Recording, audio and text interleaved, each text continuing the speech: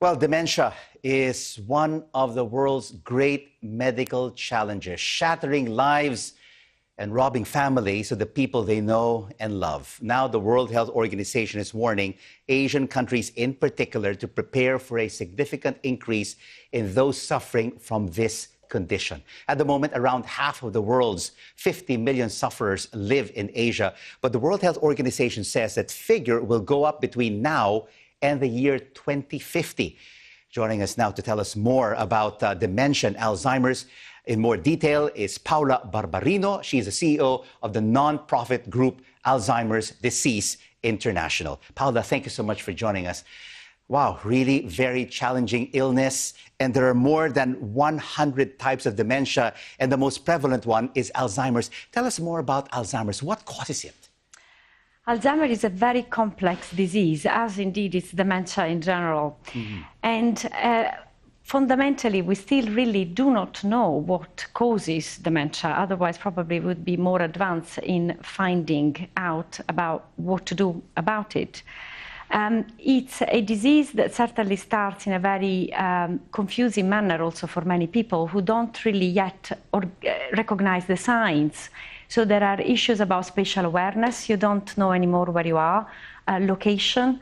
There is a difficulty in speaking in your normal way or writing in your normal way, or you may have behavioral difficulties. But who is at most at risk when it comes to dementia or Alzheimer's, Paola?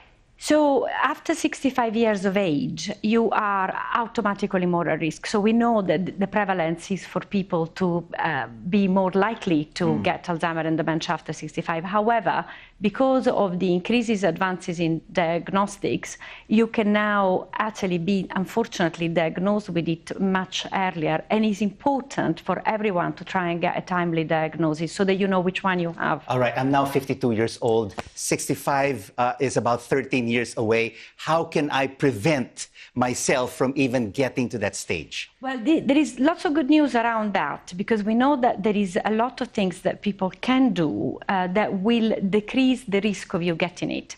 So eating well, good, healthy food, lots of fruit and vegetables, and in general, looking after your diet, not being overweight. Education is extremely important, and also maintaining your brain active. Socialization is actually very important as well, and exercise. So doing these things really does decrease your risk. But are we any closer, Paola, to any kind of cure?